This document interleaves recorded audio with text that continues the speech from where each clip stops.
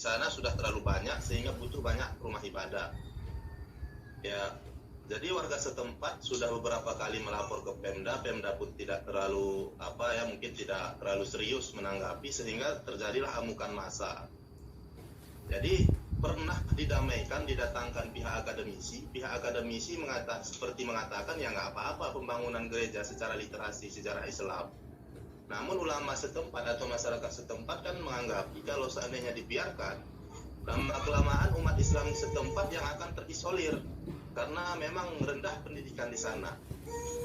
Nah, itu pertanyaannya. Sempat jatuh korban, kalau nggak salah 2 atau 3 orang. Nah, tapi entah ada yang meninggal, pokoknya kena peluru yang berburu babi itu. Yang korban itu umat Islam. Oke, makasih banyak Pak Jarudin. Izin Pak, ini peristiwa beberapa tahun yang lalu, nggak salah saya waktu Kapoldanya Pak Husin Hamidi, Kapolda Aceh.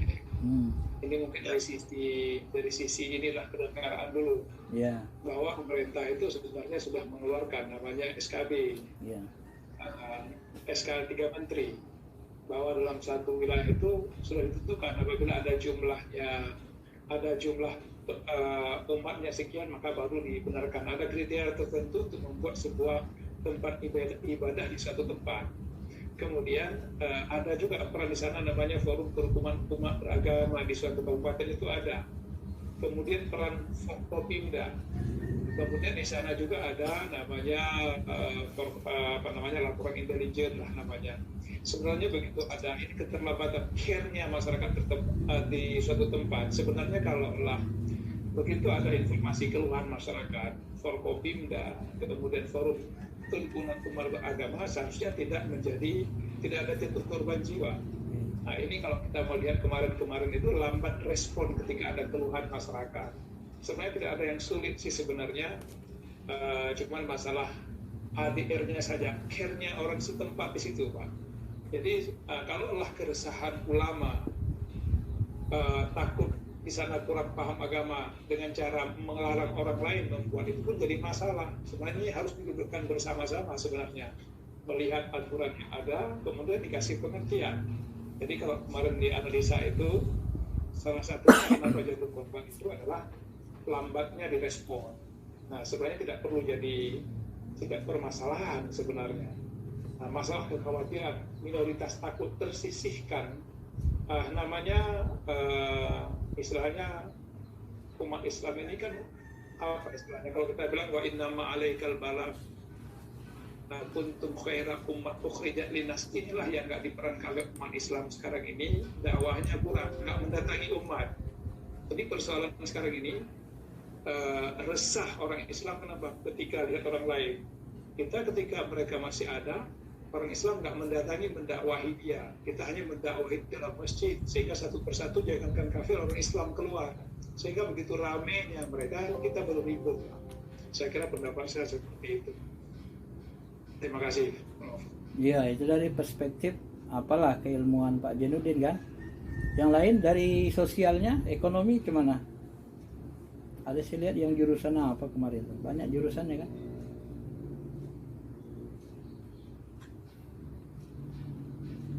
Al-Quran ini, tafsir Al-Quran ini dia dilihat dari banyak sisi, ada metodologinya, ada lihat dari sisi manhaj metodologi, ada dari sisi bentuk tafsirnya, ada lagi dari sisi warna tafsir atau approach, saya menyebutnya approach, pendekatannya.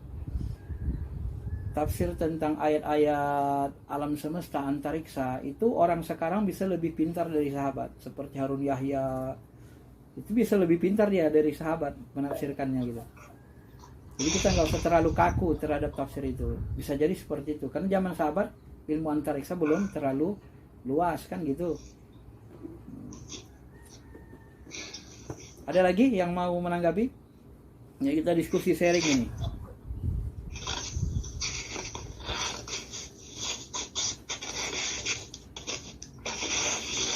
Boleh saya sampaikan sedikit ini Pak. Ini pertanyaan bukan tanggapi. Pak Faisal. Tapi belum selesai satu pertanyaan. Sambil mau saya lanjutkan karena udah diam, ini nggak ada komen saya lihat. Oh gitu. nggak ada yang komen atau takut komen. Nah, kita kan diskusi ini mata kuliah ini kan penuh dengan diskusi lah ya. Kita masih dalam tataran teori ilmu ya. Ya bagaimana Pak Muhammad Nur kayaknya mau ngasih pendapat nggak jadi tuh.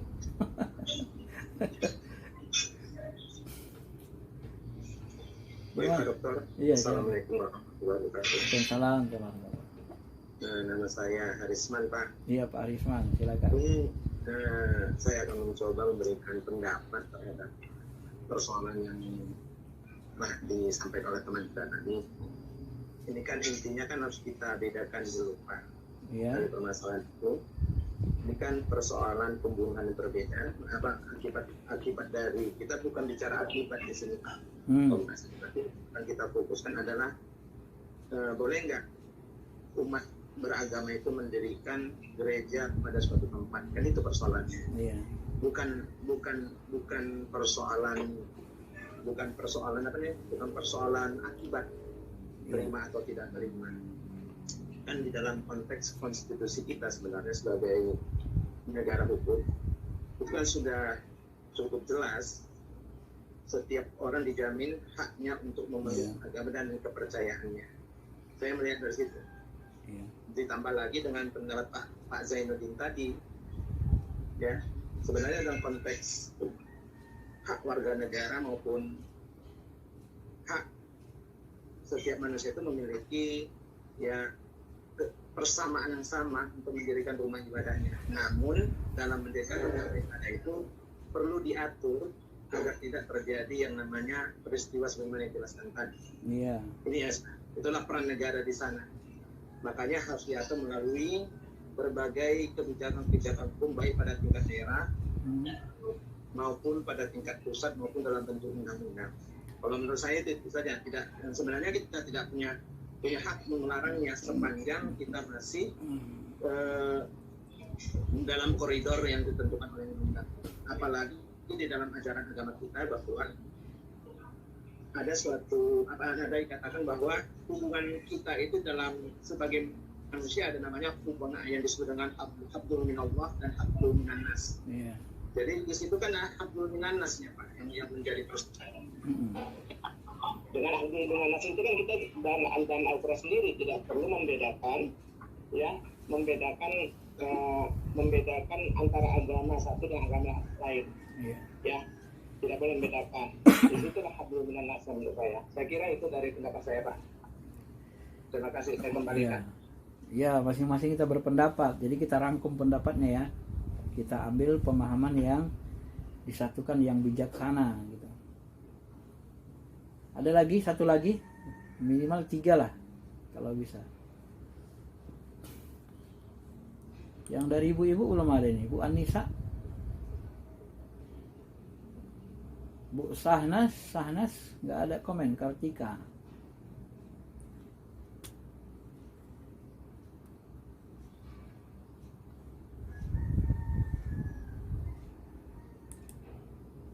Pak Jaldi nggak ada komen. Dari perempuan nggak ada yang mewakili. Bu Putri Eka.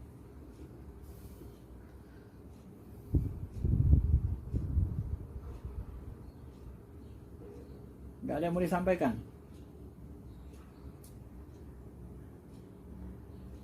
Tadi sebagian ada yang mungkin tinggal ya penjelasan saya. Tadi penjelasan saya masih di awal 8 orang yang masih muncul ya.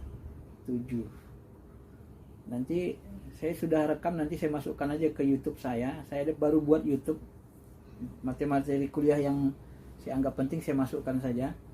Nanti saya share, bapak ibu bantu inilah, karena baru dibuat ya, bantu subscribe, kemudian nanti diputar bagi yang mau mengulanginya ya,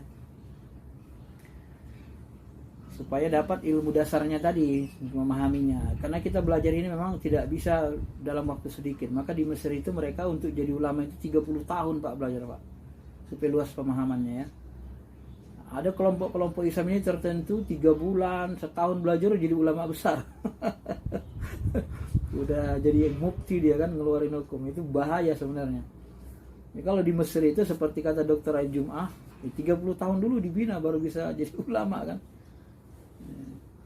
Jadi gini Bapak Ibu, ini kan banyak ilmunya tentang ini tafsir. Kalau kita pahami dari Quran hadis, ya, misalnya Aceh itu kan mayoritas Islam, Serambi Mekah dikenal. Tentu saja secara sosial sedikit banyaknya masyarakat takutlah kalau ada terjadi perubahan nanti Aceh itu dihuni mayoritas non-Islam, kan begitu. Nah, oleh pemerintah dan agama seperti yang kita sebutkan tadi, sebenarnya Tuhan kalau mau buat Islam semua bisa kan. Tapi kan memang manusia ini kan tidak bisa dipaksa dapat hidayah. Maka ketika orang-orang non-Islam yang berada di Aceh, bagaimana dengan mereka? Maka tentu mereka diberikan tempat ibadah. Maka di masa Nabi itu kan ada namanya Piagam Madinah, diatur dia. Piagam Madinah itu diatur bagaimana tata cara ibadah. Nabi dan para sahabat itu, sepanjang pengetahuan saya dalam sejarah, tidak pernah perang itu membumi hanguskan tempat-tempat ibadah. Itu dilarang dalam Islam. Ya, sekalipun terjadi perang antara Islam dan Islam, tidak boleh menghancurkan tempat ibadah. Dan bahkan yang pertama kali membantu Nabi dan sahabat itu termasuk orang Kristen Ortodoks, orang Nasrani masa lalu kan. Raja-rajanya dengan pendetanya itu, karena mereka masih dekat dengan Islam. Ya, ada keterikatan, ketersambungan apa. Kemudian dalam Islam ini Bapak Ibu, kita tidak boleh jalim. Ittaqud da'watal mazlum wa in kana kafiran. Takutilah kamu doa-doa orang yang dijalimi meskipun dia orang non-Islam, orang kafir. Artinya, kalau kita jalimi orang kafir di Indonesia ini atau orang non-Islam di Indonesia ini, bahasa halusnya, kalau mereka berdoa ke Tuhan, hancurkanlah orang Islam di Indonesia ini. Hancur kita Pak. Cepat atau lambat akan dihancurkan Tuhan. Karena banyak sekali kita menjalani orang non-Islam. Itu harus paham kita. Ya. Karena Tuhan dalam hal berdoa ini semua diterimanya. Kalau orang yang dijalimi itu diterimanya doanya. Gak peduli Tuhan. Mau Kristen, mau penyembah setan apa. Kalau udah minta dia ke Tuhan, nah itu dikasih Tuhan gitu ya. Nah, maka jangan heran kalau ada orang non-Islam itu berdoanya dikabulkan Tuhan juga kan. Mereka menangis sampai akhirnya ke Tuhan juga larinya gitu kan. Artinya ketika menegakkan keadilan, Islam itu tidak pandang bulu, dia mau agamanya apa, yang penting keadilan tegak. Maka Umar bin Khattab itu ketika tanah orang Yahudi diambil untuk pelebaran masjid oleh Amr bin As, gubernur Mesir. Bapak bisa bayangkan kan, gubernur Mesir mengambil tanah rumah rakyat Yahudi, mau dibeli nggak dikasih Yahudi. Udah kami beli 2 kali lipat, udah nggak mau aku sudah enak betah tinggal sini. Ini nggak bisa lagi, masjid ini mau dilebarkan, nggak penuh, nggak muat jemaahnya. Nah, rumahmu ini kena dekat masjid. Udah kami bayar 10 kali lipat pun jadilah, kata gubernur. Saya tak mau pokoknya, saya sudah enak tinggal sini katanya. Akhirnya apa? Akhirnya digusur habis-habisan sama Amr bin As, rumah Yahudi tersebut. Yahudinya yang lapor sama presidennya gitu, sama Umar bin Khattab. Didatangi Umar bin Khattab ke Madinah sana. Jumpa Umar bin Khattab, lalu dia lihat Umar bin Khattab ternyata tidur di tempat yang sederhana. Kaget dia. Saya mau jumpa Umar bin Khattab. Kamu tahu nggak di mana Umar bin Khattab, katanya. Umar bin Khattab bilang, ya saya sendiri, katanya. Kaget dia. Kok khalifahnya rupanya sederhana gini ya, katanya. Nah, maka dia sebutlah, ceritakan kasus dia. Lalu Umar bin Khattab, dia ambil tulang saja satu. Dia garis ke atas, ke bawah. Ya. Horizontal, kemudian dia garis lagi, vertikal. 2 garis saja. Atas ke bawah dengan kiri kanan. Dah, bawa ini ke Amr bin As. Nah, setelah dibawa ke Amr bin As, melihat garis tulangnya itu, dia sudah gemetaran gitu, ketakutan. Ternyata pesan Umar bin Khattab yang dia pahami, Amr bin As, jangan mentang-mentang gubernur, kamu menjalimi rakyat biasa ya. Nah, kalau kamu nggak bisa dikasih tahu, nanti kupenggal lehermu kayak ini gitu. Kira-kira gitu kan. Nah, apa gak gemetar Amr bin As? Ya udah, terakhir dibangunkan lagi rumah Yahudi itu. Tapi setelah dibangunkan, mau dibangunkan, Yahudinya nggak mau. Udahlah, ternyata umat Islam itu baik kok. Presidennya, khalifahnya kayak gitu, ramah, baik. adil. Ya udah aku masuk Islam aja, karena aku itu udah ini aja katanya. Coba.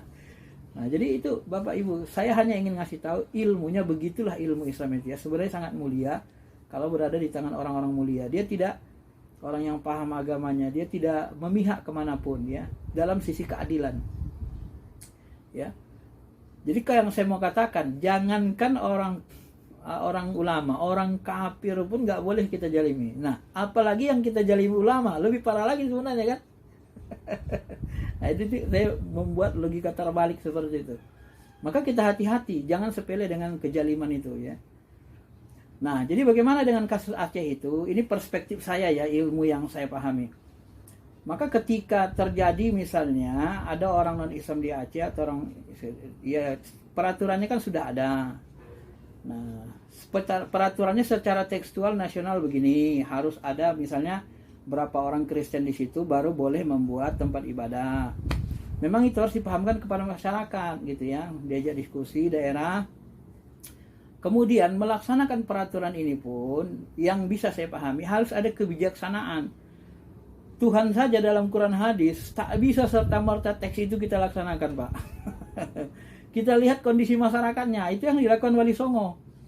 Ya kalau orang-orang yang sesajian itu langsung kita sirikan, main wayang langsung sirik, main bumi hanguskan, perang lah kayak perang Padri. Ya kan? Maka Wali Songo itu kan pintar dia. Wayang itu ya sudah, ini budaya, diambilnya, diisinya dengan yang baik-baik.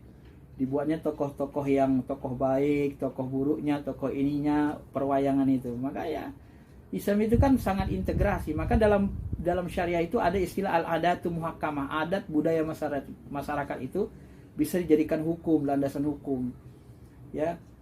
Nah, maka Profesor Ali Yaakob, profesor hadis yang alumni Madinah itu lebih luas pemahamannya. Dia katakan Nabi itu sering meniru-niru orang Yahudi, orang Nasrani, selama tidak ada larangan. Karena sunnah Nabi itu sebenarnya syariat Islam itu ada yang berasal dari Yahudi, kan ketersambungan. Yahudi itu kan dulu dari Nabi Musa kan. Ketersambungan syariahnya kan ada gitu. Nah, tapi orang-orang yang baru belajar agama ini sangat kaku sekali. Kalau jadi Yahudi, takut dia. Kalau jadi takut sekali. Ya memang akalnya sampai di situ kan. Kita juga bisa maksa. Masyarakat Aceh misalnya, kondisi masyarakatnya kan masih pendidikannya sekian. Jadi melaksanakan undang-undang itu pun dilihat konteks masyarakatnya. Nggak bisa ada kebijaksanaan namanya. Karena undang-undang itu nanti Pak, beda kalau kita terapkan di Jakarta, pendidikannya sudah tinggi, beda dengan di desa-desa. Nggak bisa kita paksakan tekstual gitu undang-undang itu. Tidak semuanya bisa. Nah, makanya kemarin kan muncul keributan, misalnya TOA. TOA itu kan, masalah TOA itu kan tidak semua daerah bisa mengamalkannya itu. Maka sebagian daerah berontak. Maka saya memahami anjuran Kemenang itu hanya menganjurkan saja dulu, bukan mewajibkan. Menganjurkan suara itu begini-gini dalam bentuk anjuran. Jadi menurut saya undang-undang itu tidak semuanya dalam bentuk perintah harus tegas, enggak, tapi ada yang dalam bentuk dianjuran kan. Dalam fikih pun begitu. Ada perintah Tuhan, ada anjuran Tuhan. Jadi ketika undang-undang mengatakan begini, maka kita, ini saya sebut tadi dialektika antara teks dengan konteks. Inilah metodologi tafsir hermeneutika dialektika. Di buku saya ini ada saya sebut, termasuk disertasi saya itu hermeneutik dialektika. Kita harus mampu mendialekkan antara teks aturan, kalau bahasa Qurannya antara teks Al-Quran dengan konteks masyarakat, kondisi masyarakat. Nah, ketika aturannya begini, kita lihat kesiapan masyarakat dulu. Nah, maka betul kata Pak Janin tadi, seharusnya ada penyuluhan dulu. Penyuluhan dikumpulkan, dijelaskan seperti yang kita ini didiskusikan. Ya kita sama-sama turunan nabinya ini, turunan Nabi Adam kan. Ya kan orang Kristen juga kan turunan Nabi Adam itu kan, bukan turunan hantu setan kan. Nah, jadi kita jelaskan gitu kepada masyarakat, diberikan pendidikan, nah, terus dikasih pemahaman yang benar gitu kan. Secara undang-undang sekian begini-gini bagaimana supaya tidak terjadi bentrok. Biasanya perkelahian bentrokan itu berawal dari kesalahpahaman. Salah paham. Nah, suami istri berkelahi masalah kecil bisa cerai, awalnya kesalahpahaman. Padahal masalahnya kecil aja sebenarnya. Tapi berawal dari salah paham gitu. Memaksakan kehendak gitu kan. Makanya begitu Pak, dikasih penyuluhan dulu, diikuti undang-undang, baru dikasih pemahaman. Nah kalau dalam konteks masyarakat masih belum bisa diterima, undang-undang itu masih bisa kita ambil kebijaksanaan, jangan dulu dilaksanakan gitu. Karena kalau dilaksanakan akan terjadi perang juga. Itu kita tunda dulu pelaksanaannya. Bukan kita mau melanggar undang-undang, tapi undang-undang itu belum bisa dilaksanakan dalam konteks masyarakat yang begini, ya gitu loh. Nah, gitu. Maka masyarakat harus dicerdaskan juga kan. Disitulah perlunya pendidikan, ya. Kalau sudah misalnya berapa itu, saya nggak hafal pula undang-undangnya. Misalnya kalau sudah ada 400 orang sudah bisa buat gereja, ya sudah berhak mereka buat gereja, baru dipahamkan masyarakat. Itulah tadi fungsi FKUB itu juga kan, diadakan musyawarah dengan masyarakat kita gini, saudara begini. Nah, dalam Islam kita kan tidak boleh menjalimi, mereka juga perlu ibadah. Nah, kan gitu kan. Ya, sebenarnya kewajiban kita umat Islam kan mengajak, merangkul.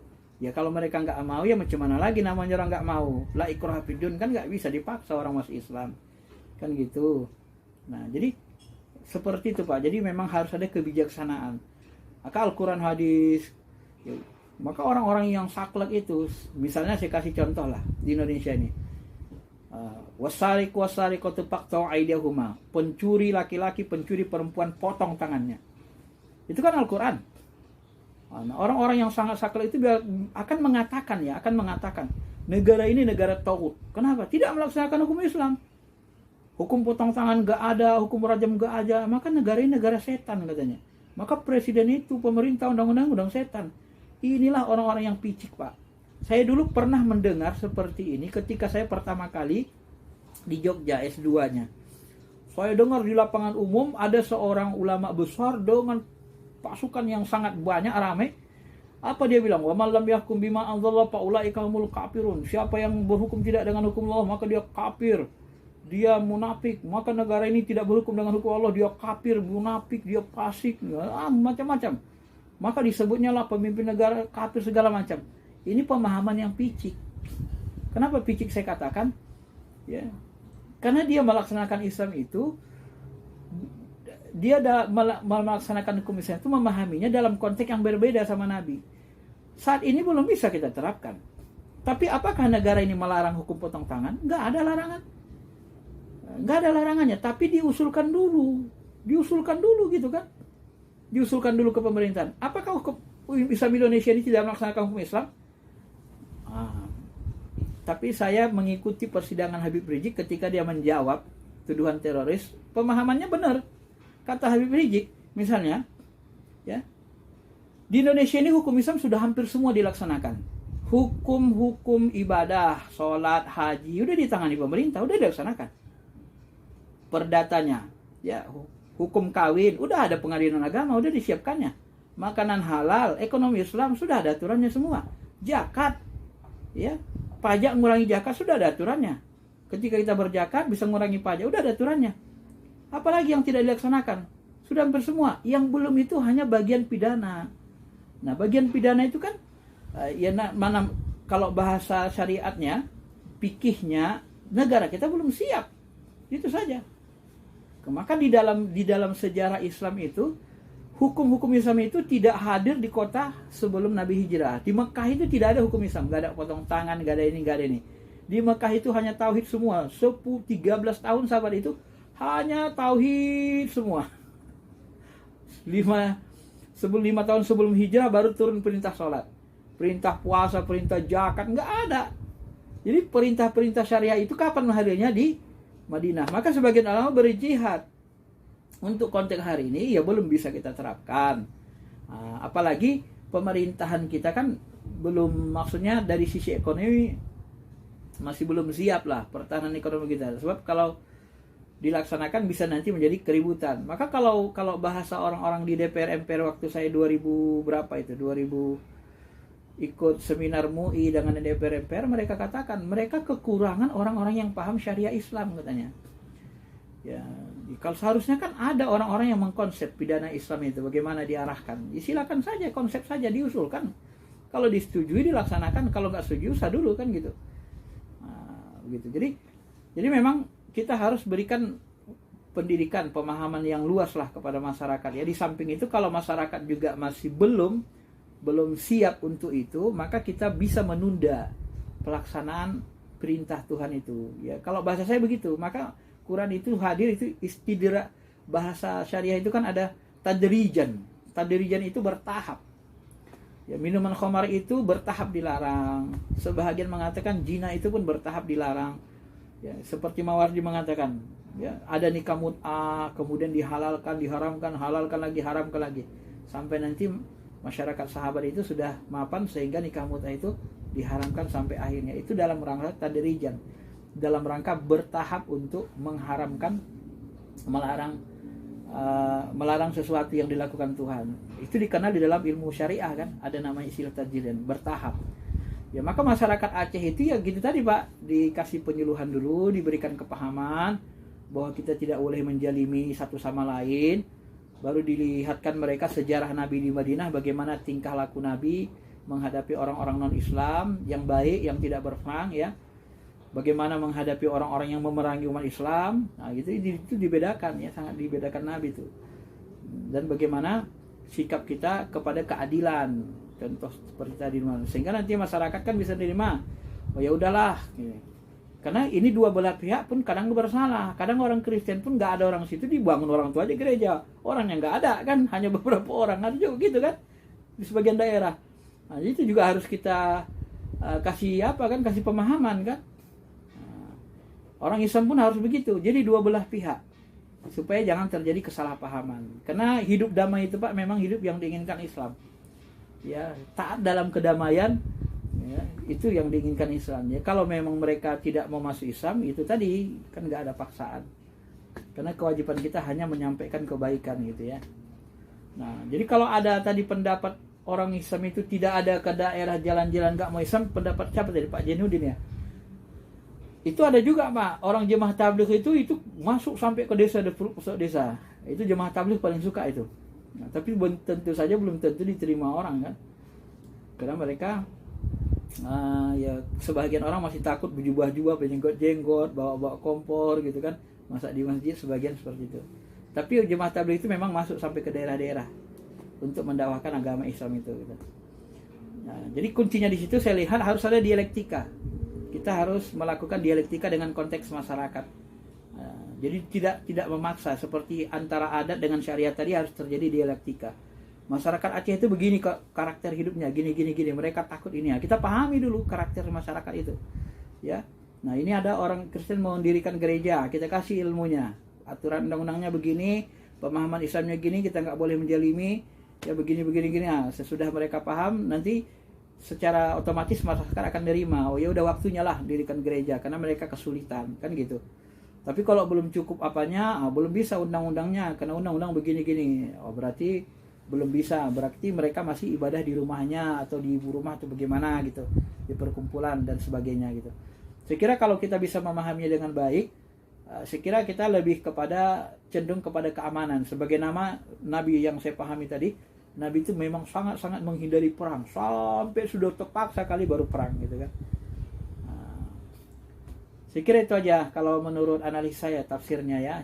Ada namanya tafsir dialektika teks, antara teks dan konteks, atau kalau dalam hermeneutik itu dia disebut hermeneutik dialektika ya. Kalau dalam Islam itu lebih kepada melihat asbabun nuzulnya, melihat adatnya, karakter masyarakatnya gitu ya, atau teori bertahap dalam hukum Islam. Maka disitulah saya memahami orang fikih ini sebenarnya moderat kalau kita orang syariah itu Pak. Berbeda dengan orang-orang yang di jurusan akidah itu kadang-kadang sangat keras sekali kan. Kadang-kadang akidahnya berlawanan dengan syariah. Kita orang syariah kadang sering berlawanan dengan orang akidah. Akidah itu kan saklek, karena dia A, B, hitam putih. Orang syariah tidak. Orang syariah itu dia ada wajibnya, ada anjurannya, ada wajib keras, ada anjuran tidak keras, ada makruh, ada haram yang keras, ada yang enggak keras gitu kan. Nah, jadi 5 hukumnya itu. Itu bedanya orang syariah dengan orang akidah. Kalau akidah itu hitam putih. Kalau enggak tauhid syirik, kalau enggak sunnah bid'ah sesat, gitu aja. Enggak susah hitam putih itu. Sebenarnya orang syariah itu lebih enak deh, lebih moderat. Ya namanya diperintahkan Tuhan, tapi perintahnya belum enggak keras-keras banget kok, enggak ada ajabnya kok. Ya enggak sholat duha kan enggak masuk neraka. Ya udahlah enggak apa-apa lah gitu kan, tinggalin sholat duha enggak apa-apa. Tapi kalau sholat wajib, enggak sholat ya pukul, udah dewasa. Udah tua enggak sholat juga, udah malis, usir dari rumah boleh. Nah, malas aku ngasih makan, mau sholat aja kok malas. Aku enggak mau ngasih makan orang enggak sholat, boleh diusir Pak dalam Al-Quran. Karena kalau dia Islam, tapi kalau non Islamnya nggak boleh. Karena yang dikenai mukallaf itu hukum adalah orang Islamnya kan gitu. Oke, saya kira itu aja penjelasan dari saya, pendapat saya. Ya, Pak. Pak, apa tadi bertanya yang dari Aceh itu? Pak Jarudin, Prof. Terima kasih banyak, Prof. Iya. Iya. Dia harus tawazun kan, keseimbangan kan. Harus kita lihat keadilannya. Dua-duanya harus introspeksi kan, Islamnya dan Islam. Oke, ada lagi? Kalau ada satu lagi silakan. Oke, ini udah boleh tanya yang baru ya Pak? Iya, ya silakan. Tadi Pak Jainuddin katanya mau tanya tadi ya? Iya betul. Ya silakan. Jadi ini kan pertemuan pertama kita ini pelajarannya matrikulasi. Kira-kira nanti kontrak sehabis dengan 3 SKS ini kompetensi apalah yang harus dimiliki oleh calon-calon dokter ini dengan pelajaran ini? Karena kita kan ini UI, kemudian ada mata pelajaran matrikulasi Al-Quran 3 non SKS. Iya. Kira-kira nanti setelah dengan ini pertemuan sampai akhir semester, kontraknya kompetensi apa kira-kira yang bakal dimiliki oleh para dokter? Demikian Pak Dokter. Ya, emang kemarin saya tanya dengan prodinya, ya sudah Bapak buat aja lah katanya kan. Buat silabusnya apanya, nanti saya komunikasi lagi. Tapi kalau dalam pemahaman saya dalam Al-Quran ini, nanti ya sedang saya buat silabusnya, nanti akan saya rubah-rubah sedikit lagi. Ini lebih kepada itu tadi, memahami Quran ya. Jadi Al-Quran itu kan kita bicara Quran, jadi kita harus memuliakan Quran, tahu kita dari sisi mana kita memuliakannya, karena itu firman Tuhan. Terus teknik memahaminya, tafsirnya, nanti ujungnya kepada tafsir. Kalaupun kita tidak memiliki ilmu tafsir yang banyak, tapi kita sudah tahu metodologinya itu gitu. Wah, ternyata nggak sembarangan memahami tafsir ini ya, ternyata banyak ilmunya. Jadi kita ngerasa, saya bukan ahlinya gitu. Udah. Jadi nanti kita paham, karena ilmu dasar Quran itu begitu Pak. Ya. Ilmu dasar Quran itu. Jadi nanti ujungnya kompetensinya Bapak bisa mengetahui sebenarnya cara menafsir itu begini gitu. Jadi Bapak bisa ngukur nanti. Jadi lebih kepada Quran dan ulumul Qurannya. Kalau di S1 begitu kan. Karena Bapak tidak dari agama, maka ilmu S1 itu, ilmu pokoknya itu diturunkan ke Bapak, ilmu dasarnya itu. Jadi ilmu dasar Quran itu Bapak tahu nanti ulumul Quran yang pokok, kemudian ujungnya nanti tahu cara metodologi menafsirkan Quran. Seperti saya katakan tadi, yang saya contohkan tadi. Ya kan? Bagaimana kita menafsirkan Quran dalam konteks keindonesiaan gitu ya. Dengan segala ilmunya, perangkatnya, metodologinya. Nanti saya juga share YouTube saya, nanti share sama Bapak. Silakan Bapak buka metodologi tafsirnya itu bagaimana, yang berkaitan dengan mata kuliah kita ya, termasuk yang hari ini nanti. Oke, ada lagi.